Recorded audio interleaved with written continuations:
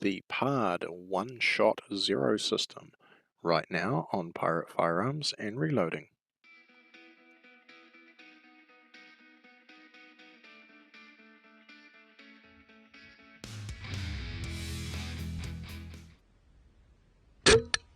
Hey everybody, welcome back to the channel. So today I'm going to go over the PARD one-shot zero system.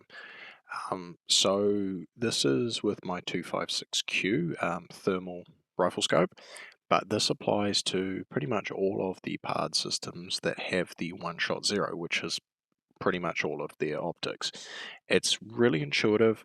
Um, Zeroing like a night vision scope is definitely easier because a lot of the time you can see bullet impacts, and it's easy to work out your correction. Whereas a thermal becomes a little bit more challenging, and also the fact that because this is a digital scope, it doesn't actually, you don't zero it in mils or MOA, you have to zero it on the screen. So I'm going to run you through that process and show you a quick little tip that I found was really helpful, and that's actually shooting on a steel plate. So let's get on with it. Right, just for a little bit of context, I'm here at the range, and to give you an idea what you're seeing in the picture, there are plastic 200-litre barrels. That's our bullet trap system. So that's the main thing you can see. You can see the wooden target frames, which house the targets. And what I'm shooting at here in particular is a large steel rectangular plate. Now, it is painted white, so it is kind of blending in a little bit with the background. Should it have been painted black, or like the black centers that you can see on the paper targets up in the rack, they actually tend to heat up in the sun and give you that thermal indifference. The steel plate does disappear a little bit, but there's enough contrast to make out the steel plate. And if you look on the far right hand side of that rectangle there, you can actually see the bullet splashing, and you get a brief flash of white or heat, and that's obviously the lead disintegrating as it hits the target. And this is what I'm using to get a rough zero on the optic. Right, so I've made a coarse windage adjustment, and I'm going to go back here into the menu. So press the top button, turn the dial, press the top button again on reticle adjustment, and I'm going to hover over the x-axis for now because that's the next one I want to adjust. So what I'm going to do is take myself back to that rectangle steel plate, and I'm going to start to fire a few more shots.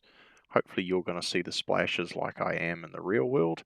That one I could just about even see the bullet flying. And it looks like I need to come up a bit. So the second I opened the y-axis, you saw the image froze. And this is what allows you to then bring the reticle on to where the bullet impact was and save it.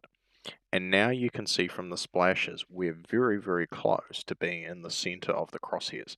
Now this is not an extremely scientific approach. And now I'm going to come over here and shoot on the paper targets. Now, like I explained before, these are actually laser printed targets, and the centers are black. So the circle you can see is actually black in the real world, because we're on sky, which is a variant of white hot, because it's absorbed more solar radiation. It's hotter and it's glowing white. So you can actually still see a paper target with a thermal optic, which I think probably scares a lot of people as well. I have put the thermal patches up in the past, and don't get me wrong, they work really well. They do not last forever, and sometimes you lose a little bit of context on them too. Now, I don't know if it's me and my eyes or the way I'm seeing this video, but it almost looks like I can even see the impacts on paper. But what I'm going to do now is go forward, check my target, work out roughly where my shots are, and this is where it becomes a little tricky. It's not like I can just take a measurement and dial the MOA or the mils. I'm actually going to have to go back and move the reticle the same way again. I'm still following up with PARD, trying to establish what the actual numbers mean. They can't seem to give me a solid answer, so it appears that there is no solid answer as to what these numbers are.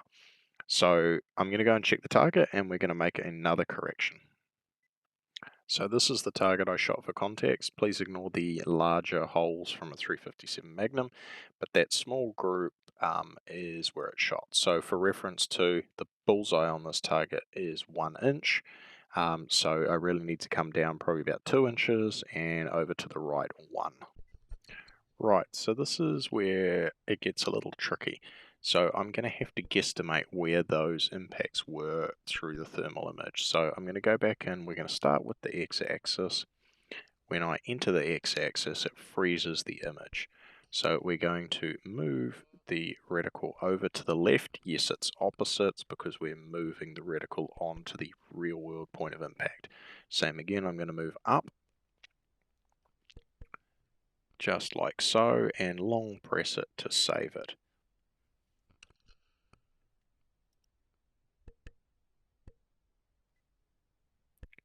Right, so back to my large rectangular steel plate, and we're starting to see those flashes of light pretty close to the center of the reticle. I'm just going to fire a couple of shots into the target over here as well, just as a bit more of a confirmation. Paper does not lie.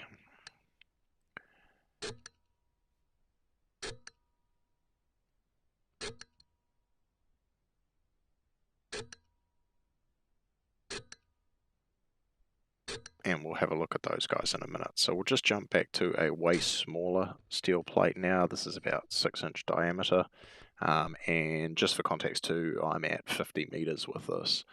So we're starting to see, yep, she's pretty close and pretty dead on. It's definitely within the minute of a rabbit. So it's basically ready to go and shoot.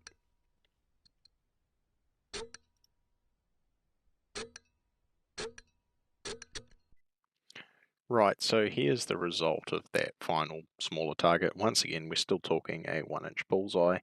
So my windage is pretty much bang on. I am going to have to come down a bit more, but I'll make that adjustment at a later date. So all in all, really happy, not too hard to zero. So I'll give you, just for context, the different color palettes while you're outdoors at the range. And this is a pretty warm, sunny day too. This is facing south, so for us in the southern hemisphere, the sun is actually on these targets directly. And so just flicking through the different color palettes, this is at 4 times magnification with no support whatsoever.